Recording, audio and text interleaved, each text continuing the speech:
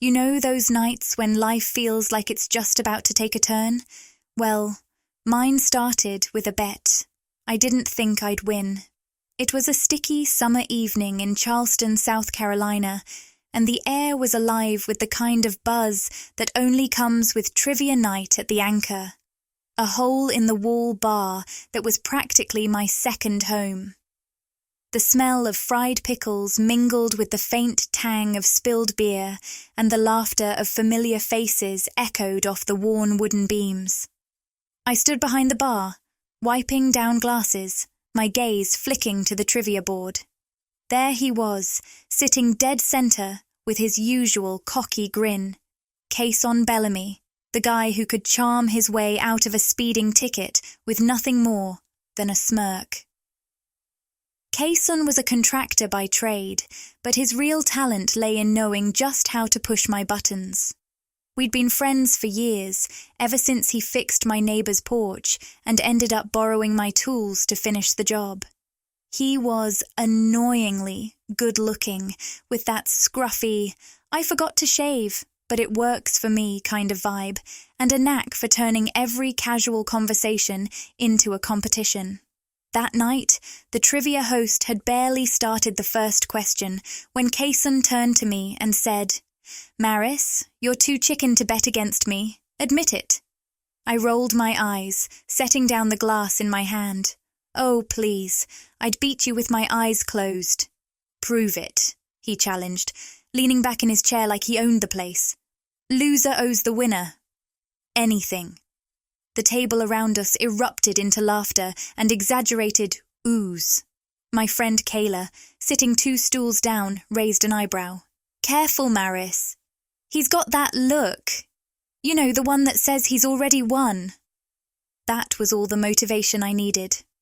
"Fine, you're on," I said, narrowing my eyes at him. "But don't cry when you lose, Bellamy." The next hour was a blur of rapid-fire questions, laughter, and playful jabs. As the final round approached, the tension was palpable. I knew Cason was good, too good, but I also knew he had a blind spot for anything involving history. When the final question dropped, something about a Revolutionary War battle, I scribbled my answer with confidence, shooting him a smug glance as the host read out the scores. "And the winner is Maris Calloway." The room erupted in cheers, and I threw my arms up in victory. Cason leaned back in his chair, shaking his head with an amused grin. "All right, Calloway, you got me. So, what's it gonna be? Don't hold back." The teasing started immediately. "Oh, this is gonna be good," Kayla said, nudging me. "Make him do something crazy." I pretended to think it over, enjoying the moment. I'll have to get back to you on that," I said, grinning.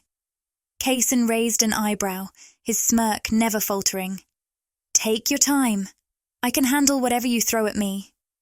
Before we dive into what happens next, don't forget to hit that like button, subscribe to the channel, and stick around. Trust me, you're going to want to see how this one plays out. As the night wore on and the crowd thinned, I couldn't shake the feeling that this was just the beginning of something I couldn't quite put my finger on. Whatever my reward would be, I had a feeling it was going to be more than either of us bargained for. And let me tell you, Cason Bellamy had no idea what he'd just signed up for.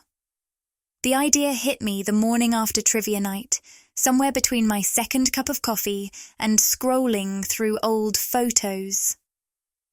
My late grandmother's beach house on Folly Beach stared back at me from the screen, sunlit, weathered, and desperately in need of saving. It had been years since anyone had set foot inside, and it deserved better than being forgotten. That's when it clicked. I'd found my reward. Later that day, I met Cason at the Anchor, where he was already nursing a drink and wearing that infuriatingly smug grin. "All right, Calloway," he said, leaning back in his chair. "Hit me with it. What's this big reward you've cooked up?" I took a seat across from him, playing it cool. "I need you to help me fix up my grandmother's old beach house. It's falling apart, and I want to restore it before it's too far gone." For a moment, he looked genuinely surprised, like he'd expected something completely different. Then his expression softened into a mix of curiosity and amusement. "So, let me get this straight. You're cashing in your big win to make me your personal handyman?" "Pretty much," I said with a shrug, fighting back a grin. He chuckled, shaking his head. "You're lucky I like you, Calloway. All right, deal. But don't expect me to work for free forever. I'll be keeping tabs." The following weekend, we drove out to Folly Beach, the salty breeze carrying the scent of the ocean as we pulled up to the house. It was just as I remembered, a small, weathered cottage with peeling paint, rusted shutters, and a porch that creaked underfoot. Despite its condition, it still felt like home. "This is it?" Kaysen asked, stepping out of the truck and surveying the property. "Don't judge a book by its cover," I shot back, unlocking the door. Inside, the air was thick with dust, and sunlight filtered through the cracked blinds, casting long shadows across the wooden floors. It was a mess, but it had potential. We spent the day pulling up old carpets, scrubbing down walls, and clearing out cobwebs. Kaysen worked tirelessly, cracking jokes to keep the mood light. "You weren't kidding when you said this place needed work," he said, wiping sweat from his brow. "I think I've inhaled enough dust to build a sandcastle." "Quit whining," I teased. "You're the one who lost the bet." But as the hours ticked by, something shifted. I found myself stealing glances at him, how his shoulders moved as he carried a heavy box, how his eyes crinkled when he laughed, how he never complained, no matter how grueling the task. At one point, I caught him staring out the window, the golden light of the setting sun catching the angles of his face. He looked different here, softer somehow, like he belonged. "You okay?" I asked, breaking the silence. He turned to me, his expression unreadable. "Yeah, just thinking this place has more charm than I expected." His words hung in the air, and for the first time I felt a flicker of something I couldn't quite name. Was it admiration? Curiosity? Whatever it was, it left me feeling unsteady, like the ground beneath my feet had shifted ever so slightly. As the day came to an end, we stood on the porch, watching the waves crash against the shore. "Thanks for helping me with this," I said, leaning against the railing. He glanced at me, his smirk softer now. "You're welcome, but don't think this means I'm going easy on you next trivia night." I laughed, shaking my head. "You never quit, do you?" "Not when it comes to you, Calloway." The words were light, playful, but they lingered long after he'd said them. For the first time, I wondered if there was more to this bet than I'd let myself believe. The renovation was taking longer than expected, but I didn't mind. Spending late evenings at the beach house had become a kind of escape, a pocket of time where the outside world didn't matter. It was just me, Kaysen, and the quiet rhythm of progress. One night, after hours of painting and sanding, I collapsed onto an old couch we'd decided to keep. Kaysen walked in from the kitchen with 2 glasses of wine, his shirt streaked with paint, and his hair tousled in a way that made him look annoyingly good.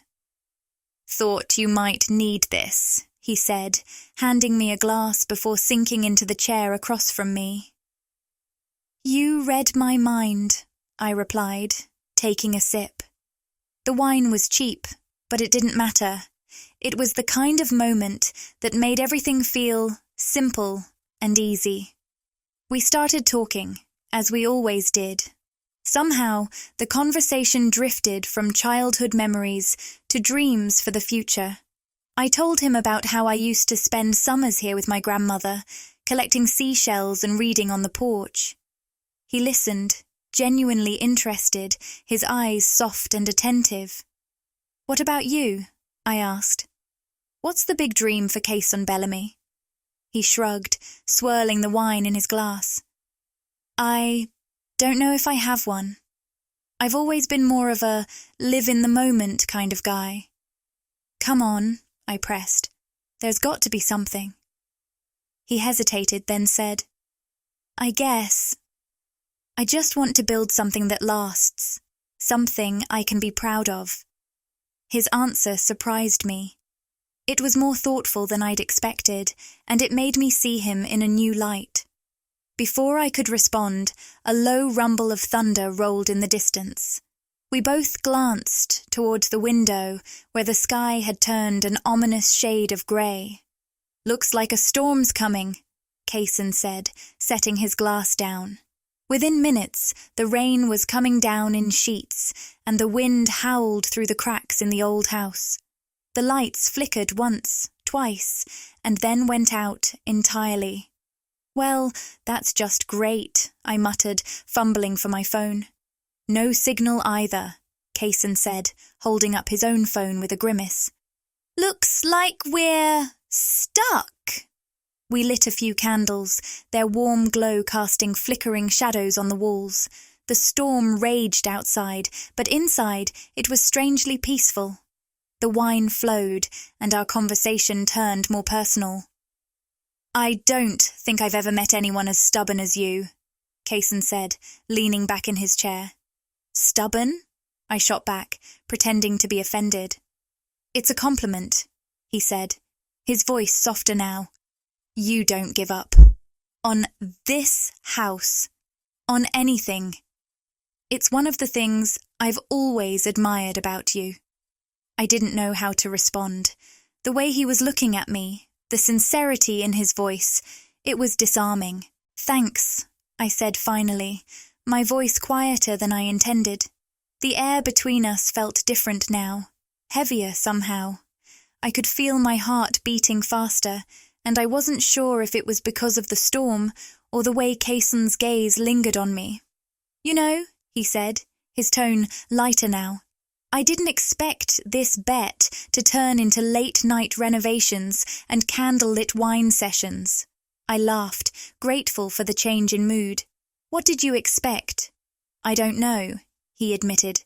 But this isn't so bad. His words hung in the air, and for a moment neither of us said anything. The only sound was the rain pounding against the roof and the occasional crack of thunder. I should check the windows, I said, standing up to break the tension. Kaysen followed me, carrying a candle as we moved from room to room, making sure everything was secure. When we reached the back porch, we stood for a moment, watching the storm. The ocean was wild and restless, the waves crashing against the shore with a force that matched the turmoil I felt inside. You okay? Kaysen asked, his voice close enough to make me shiver. Yeah, I said, not entirely sure if it was true. But when I turned to look at him, something in his expression made my breath catch. It wasn't just the playful Kaysen I knew. There was something deeper, something raw and unguarded. I mean it, he said quietly. You're incredible, Maris. I don't think you even realize it. I opened my mouth to respond, but the words wouldn't come. The storm outside seemed to echo the chaos inside me, a whirlwind of emotions I wasn't ready to face. Instead, I turned back to the window, hoping the rain would drown out the sound of my racing heart. The storm showed no sign of letting up, the rain drumming against the windows in a relentless rhythm. The house felt cocooned, the world outside fading into a blur of shadows and sound. Inside, the candlelight cast a golden glow, softening the edges of the room and making everything feel more intimate, more immediate. Kaysen leaned against the edge of the dining table, his eyes fixed on me in a way that made my pulse quicken. It wasn't the usual teasing glint or the casual smirk I was used to. This was different, intense, unguarded. Maris, he said, his voice low and steady. Do you ever wonder what it'd be like if things were different? The question hung in the air, heavy and charged. My first instinct was to brush it off with a joke, to deflect like I always did. But something about the way he was looking at me made it impossible.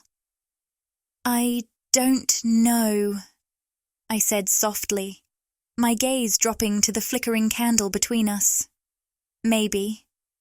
He stepped closer, the air between us crackling with an unspoken understanding. My heart was pounding so hard I was sure he could hear it. "You don't have to say anything," he murmured. But before he could finish, I closed the distance between us, my hand brushing against his. The contact sent a jolt through me, like a spark catching fire. I looked up at him, and in that moment, all the years of teasing and banter, all the late nights and shared laughter, came rushing back in a tidal wave of emotion. Without thinking, I leaned in, my lips finding his. The kiss was tentative at first, a question more than a statement, but then his arms wrapped around me, pulling me closer, and the world seemed to tilt on its axis. It was like a dam breaking. Every unspoken word, every lingering glance, every suppressed feeling surged to the surface. His hands slid to my waist, and I felt myself melting into him, the storm outside a distant roar compared to the one inside me. "Are you sure?" he whispered against my lips, his breath warm and intoxicating. I answered by pulling him closer, my fingers tangling in his hair. There was no room for doubt, no hesitation. This felt right, natural, inevitable. We stumbled toward the couch, knocking over an empty paint can in our haste. He laughed softly, the sound sending a shiver down my spine. "You're going to regret letting me near this couch," I teased, my voice breathless. "Not a chance," he shot back, his grin wicked and playful. What followed was a blur of heat and sensation, a whirlwind of touch and taste that left no space for second-guessing. His hands were rough from years of hard work, but they moved over me with a tenderness that made my chest ache.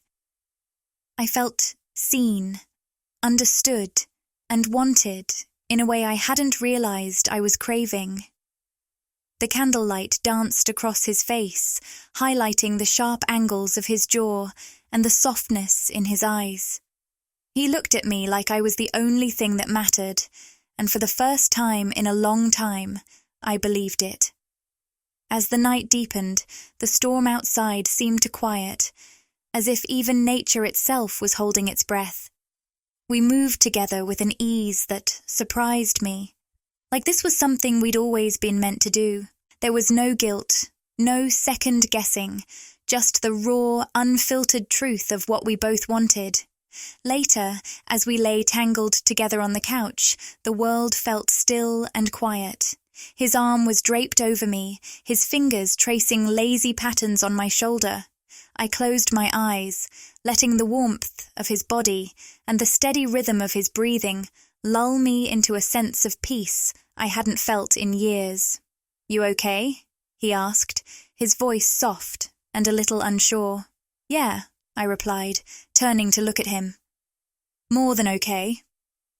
He smiled, and it was the kind of smile that made my chest tighten. "You know," he said, brushing a strand of hair from my face, "I think this might be the best bet I've ever lost." I laughed, the sound light and unguarded. "Don't get used to it. Next time, I'm raising the stakes." "Next time, huh?" he teased, his fingers grazing my cheek. "Don't push your luck," I said, but the grin on my face gave me away. As we drifted off to sleep, the storm outside finally subsided, leaving only the gentle sound of waves in its wake. I felt a strange sense of calm, like something that had been out of place for years had finally clicked into position.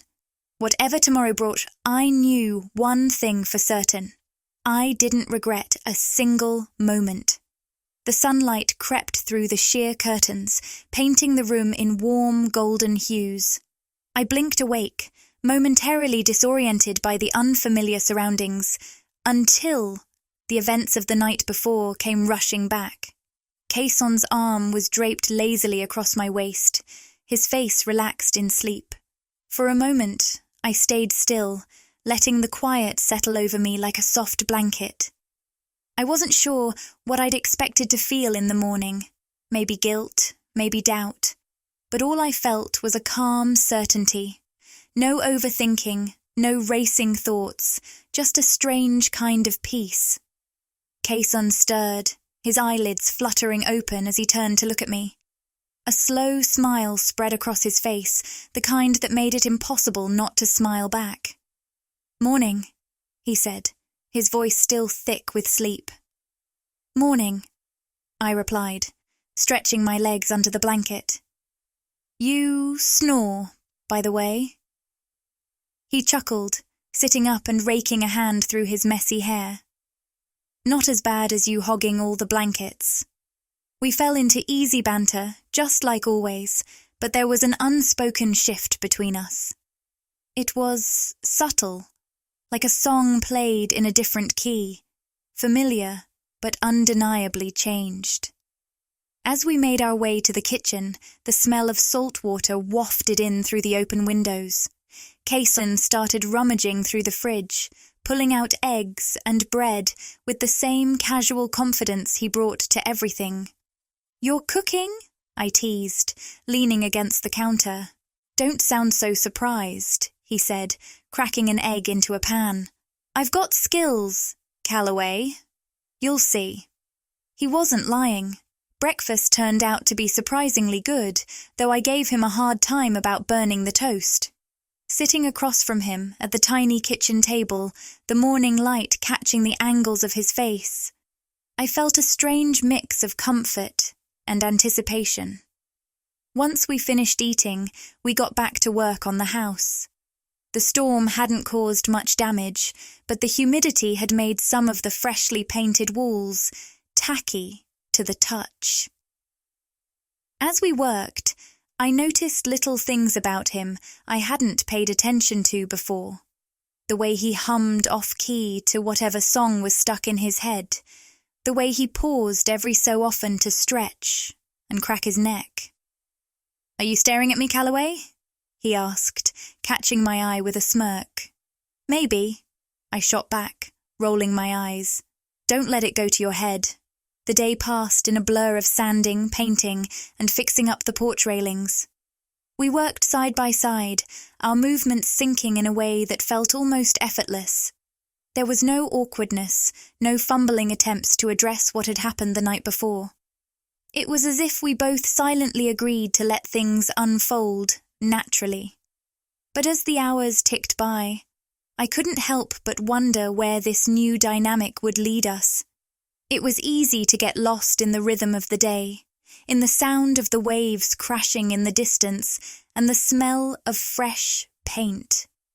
But every so often, I'd catch him looking at me, his expression unreadable, and I'd feel a flicker of uncertainty. Was this just a temporary shift, something that would fade once the renovations were done? Or had we crossed a line that couldn't be uncrossed? As the sun dipped lower in the sky, casting long shadows across the room, Caisson set down his paintbrush and stretched, his shirt riding up just enough to reveal a sliver of tanned skin. "Think we've earned a break?" he said, glancing over at me. "Agreed," I replied, wiping my hands on a rag. We stepped out onto the porch, the ocean breeze cool against my skin. The horizon was painted in shades of orange and pink, the kind of sunset that made you want to freeze time. Caisson leaned against the railing, his gaze fixed on the water. "You ever think about selling this place?" I shook my head. "Never. It's too important to me. My grandmother spent her whole life making this house a home. I want to keep that alive."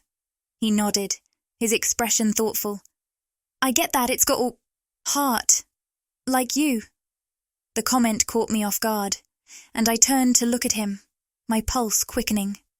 There it was again, that unspoken understanding, the quiet shift in the air between us. "Thanks," I said softly, my voice barely audible over the sound of the waves. For a moment, we just stood there, the silence stretching out like the tide. It wasn't uncomfortable, though. It felt like the kind of silence you only share with someone who really gets you. As the last traces of sunlight faded, I found myself wondering what the next day would bring. For now, though, I was content to let things be. Whatever path we were on, I wasn't ready to step off it just yet. Back in Charleston, life seemed to pick up its usual pace. But everything felt different. It wasn't just the memories of the beach house, or the way my thoughts kept drifting to Kaysen when I least expected it. It was the way we had to navigate this new chapter of whatever we were. We didn't announce anything. We didn't have to. Yet, the energy between us had shifted, and apparently, it wasn't as invisible as we thought. The first crack in our privacy came one lazy Saturday afternoon. Kaysen and I were at a hardware store, picking up supplies for the beach house renovations. We'd been in our own world, joking about paint colours and the ridiculous price of nails, when I noticed a familiar face watching us from the next aisle. It was Lila, one of our trivia night friends, her expression a mix of curiosity and something I couldn't quite place. She waved hesitantly, her eyes darting between us. "Hey, you two, didn't expect to see you here," she said, her tone just casual enough to feel rehearsed. Kaysen, unfazed as ever, grinned. "What can I say? Maris is a slave driver, always putting me to work." Lila laughed, but her gaze lingered on me a beat too long before she said goodbye and disappeared down the aisle. "Think she suspects something?" I asked, my voice low as I grabbed a pack of screws. "Does it matter?" Kaysen replied with a shrug. "Let people think what they want." That was easier said than done. Over the next few days, subtle comments started trickling in from our group. "You and Kaysen have been spending a lot of time together," one friend noted with a sly smile. "Didn't know you two were so close." I brushed it off with a laugh, but inside, I felt a mix of irritation and unease. It wasn't like we were sneaking around, but we also weren't ready to explain ourselves to everyone. Things came to a head during a group hangout at a local bar. We were gathered around a table, the usual banter flowing, when someone, probably fueled by one too many beers, brought up the beach house. "I heard you two were spotted out there together," Mike said, leaning back in his chair with a knowing smirk. "What's going on, huh? Secret getaway?" The table went quiet, all eyes on me and Kaysen. My face burned, but before I could respond, Kaysen leaned forward, his tone light but firm. "We're working on renovations," he said. "Nothing secret about it." Mike raised an eyebrow but let it drop, the conversation moving on to something else. I glanced at Kaysen, who gave me a small, reassuring smile.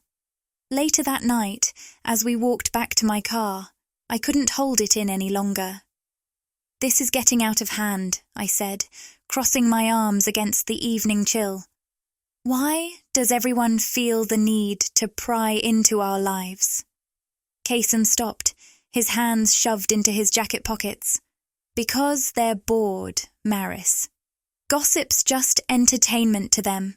It doesn't mean anything." "It feels like it means something," I muttered, kicking at a loose pebble on the sidewalk. "I don't want to be the subject of everyone's speculation." He stepped closer, his voice softer now. "I get it. But you can't control what people say. All that matters is what we know is real." His words hit me in a way I wasn't expecting. He was right, of course, but that didn't make it easier. Over the next few weeks, I tried to keep a low profile, avoiding situations where our friends might corner me with questions. But it was exhausting, and I hated feeling like I had to hide something that made me happy. One evening, as I was leaving work, I found Kaysen waiting for me outside the bar. "You're avoiding me," he said, leaning casually against his truck. No, I'm avoiding everyone else, I replied, tossing my bag into the passenger seat. Same thing, he said with a grin, but his tone was gentle. Look, I know this isn't easy for you, but we can't let other people dictate how we live our lives. I sighed, leaning against the truck door. I just hate the idea of being the center of attention. I've never been good at it. He nodded, his expression thoughtful. Then we take it one step at a time. No rush, no pressure. But don't shut me out, Maris. We're in this together. His words were a balm to my frayed nerves. It wasn't a perfect solution, but it was enough for now. That weekend, we went back to the beach house. It felt like a sanctuary, a place where the noise of the outside world couldn't reach us. We worked on the kitchen cabinets, our movements synchronized like a well-rehearsed dance. At one point, Kayson paused, looking at me with an intensity that made my breath catch. What? I asked, my voice barely above a whisper. Nothing, he said, shaking his head with a smile. Just, I'm glad we're here. For the first time in weeks, I felt the tension in my chest ease. Whatever came next, I knew we'd face it together. The beach house felt quieter than usual that evening, though the waves outside crashed with their usual rhythm. Kayson and I had spent the day working in near silence, a rare break from our typical banter. Something unspoken lingered between us, thickening the air with tension. As the sun dipped below the horizon, painting the room in shades of gold and amber, I decided I couldn't keep quiet any longer. Kayson, I began, setting down the paintbrush I'd been holding. We need to talk. He looked up from the trim he was sanding, his expression calm but alert. That sounds serious. It is. I hesitated, unsure of how to untangle the mess of thoughts swirling in my head. I've been thinking about us, about everything. He set the sander aside and crossed the room, sitting on the edge of the workbench. All right, I'm listening. I took a deep breath, willing my voice to stay steady. I don't know if we can work. Not because I don't care about you, but because I'm scared. What happens if this blows up? What happens to our friendships? To us? His eyes softened, and he tilted his head slightly, as if trying to absorb the weight of my words. Maris, he said quietly, you've always been the one to overthink everything. It's one of the things I love about you, but it's also the thing that's going to drive you crazy if you let it. I frowned, folding my arms defensively. I'm not overthinking. I'm being realistic. People are already talking. What if it gets worse? What if it gets better? He interrupted, his tone firm but not unkind. The question hung in the air, unexpected and disarming. Better? I repeated, almost scoffing. Yeah, he said, standing now and taking a step closer. What if this turns out to be the best thing that's ever happened to us? Why is it so easy for you to imagine everything going wrong, but so hard to picture it going right? I didn't have an answer. He sighed, running a hand through his hair. Look, I get it. You're scared. So am I. But Maris, I've been scared for years. Every time I thought about telling you how I felt, I talked myself out of it because I didn't want to lose you. I didn't want to mess up what we had. My breath caught in my throat. How you felt? Feel, he corrected, his voice steady now. How I feel. I've been in love with you for as long as I can remember. And if I've learned anything from these past few weeks, it's that hiding it doesn't make it any easier. Pretending doesn't make it go away. I stared at him, my heart pounding so loudly I was sure he could hear it. Why didn't you ever say anything? He gave a short laugh, shaking his head. Because you were always so, independent, guarded. I didn't think you'd ever see me that way. And even if you did, I didn't want to risk ruining what we had. His honesty hit me like a wave, knocking the air out of my lungs. I'd always thought I knew Kaysen, his quirks, his habits, his strengths and flaws. But this was a side of him I'd never seen before, and it left me feeling both exposed and understood in a way I hadn't expected. I didn't know, I said softly, my voice barely audible. I didn't want you to, he replied. Not until I was sure it mattered. And now it matters more than anything. His words cracked something open inside me. All the fear, the doubt, the endless what-ifs, they didn't disappear, but they seemed smaller now, less insurmountable. I've been holding back, I admitted, my throat tight with emotion. Not just with you, but with myself. I've been so scared of messing this up, of losing what we have, that I didn't stop to think about what I might be missing. Kaysen stepped closer, his gaze steady and unwavering. So, what now? I looked at him, really looked at him, and for the first time, I let myself imagine what it would be like to stop holding back, to stop letting fear dictate my choices. I don't know, I said honestly, but I think I'm ready to find out. He smiled then, a slow, genuine smile that made my chest ache in the best way. That's all I need to hear. The rest of the evening passed in a blur of quiet conversation and shared laughter. It wasn't about solving everything in one night or mapping out the future in perfect detail. It was about letting go of the need for certainty and trusting that we'd figure it out together. By the time the moon rose high in the sky, I felt lighter than I had in weeks. For the first time in a long time, I wasn't consumed by doubts or fears. I was just present. As we stood by the window, watching the waves crash against the shore, Kaysen reached for my hand. "Whatever happens," he said, his voice low but certain, "we'll face it together."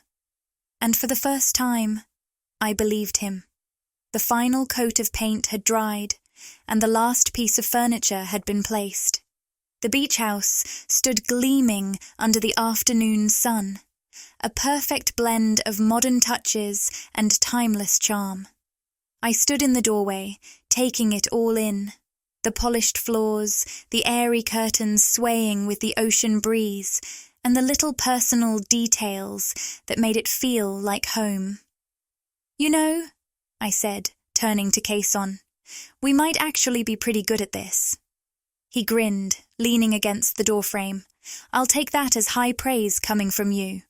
It was a strange, wonderful feeling to see the project complete. What had started as a casual bet over coffee had become so much more than a renovation.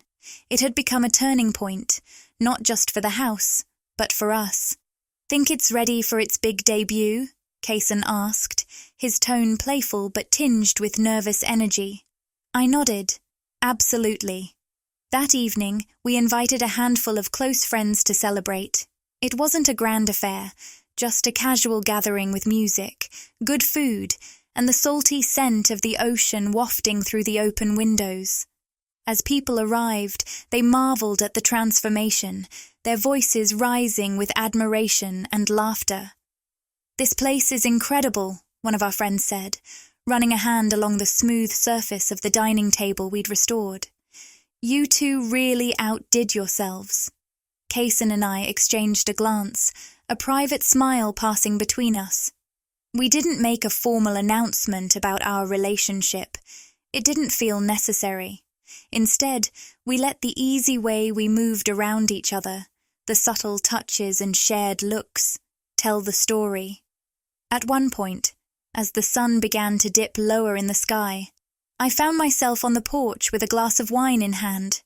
The horizon blazed with streaks of orange and pink, the kind of sunset that seemed to linger just a little longer than usual, as if savouring the moment. Kaysen joined me, 2 beers in hand. He passed me one with a soft smile, before settling into the chair beside me. Not bad for a couple of amateurs, he said, nodding toward the house. Not bad at all, I agreed, letting the contentment in my chest spread. We sat in comfortable silence for a while, listening to the waves roll in and the distant hum of our friends' voices from inside. It felt surreal to be here, on the other side of so much uncertainty. You know, I said, breaking the silence, when you first dared me to help you with this house, I thought it was just another one of your ridiculous bets.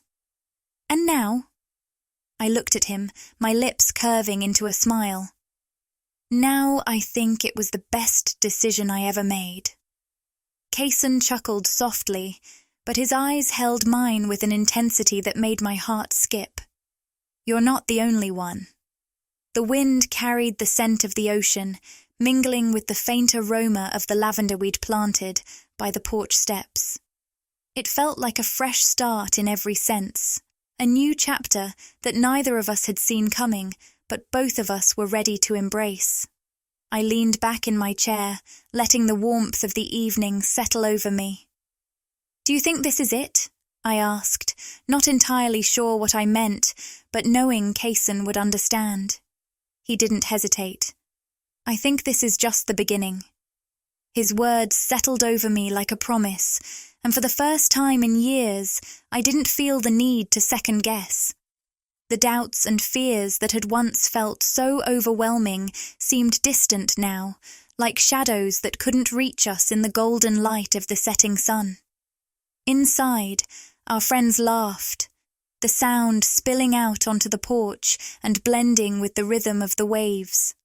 I thought about how far we'd come, not just with the house, but with each other. Every brushstroke, every late-night conversation, every moment of vulnerability had brought us here, to this exact place and time. Kaysen reached over, his hand finding mine. He didn't say anything, and he didn't need to. The steady warmth of his touch said enough. As the last sliver of sun disappeared beneath the horizon, I felt a quiet excitement bubbling within me. The future wasn't something to fear anymore. It was something to look forward to, something to build together. I squeezed his hand and leaned my head against his shoulder, letting the moment wrap around us like a soft blanket. A simple bet, I thought, with a smile. That's all it took to change everything. And as the stars began to dot the night sky, I knew one thing for certain. Whatever came next, we were ready.